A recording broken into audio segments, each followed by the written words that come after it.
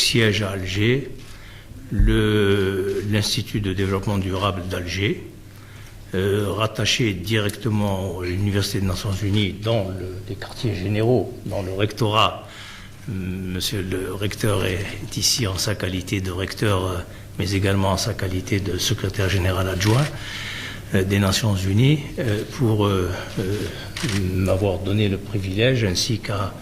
notre ami directeur général du protocole au ministère des Affaires étrangères. Nous sommes les deux porteurs de pouvoir et nous venons de signer au nom du gouvernement algérien, d'une part, l'accord de siège, le Host Country Agreement, اتفاق المقر اللي فيه هو في الواقع يهم يعني كل ما هم يعني الامتيازات، لأن هذا المعهد يعتبر كتمثيل هيئة أجنبية موجودة في الجزائر، المقر نتاعها في الجزائر. Et donc à ce titre-là, donc il y a un accord de siège qui lie l'Algérie, le gouvernement algérien, au système onusien dans son ensemble, mais plus particulièrement à l'Université des Nations Unies, et puis l'accord de création de l'Institut que j'ai signé, pour lesquels évidemment je détiens les pouvoirs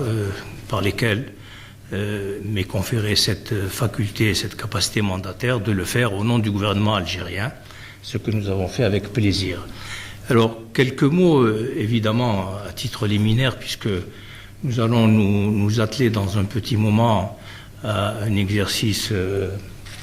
naturellement coutumier désormais, qui est celui d'être à la disposition en particulier de la presse nationale pour un point de presse. Mais de façon plus globale, je souhaiterais réinscrire notre projet dans les perspectives qui ont été les siennes, à la fois historiques, très brièvement évidemment, mais aussi regardant l'avenir assez immédiat, pour situer le rôle prééminent de cet institut dans le contexte qui est le nôtre aujourd'hui. Et je me réjouis beaucoup de ce que monsieur le recteur Malone, professeur Malone, ait fait et produit des efforts considérables, compte tenu de l'étroitesse de son agenda, pour être avec nous à Alger pour cet événement majeur de première ligne, et d'être encore jusqu'à demain avec nous, soit à la veille du réveillon de Noël, et c'est dire combien cet événement sacral pour la communauté à laquelle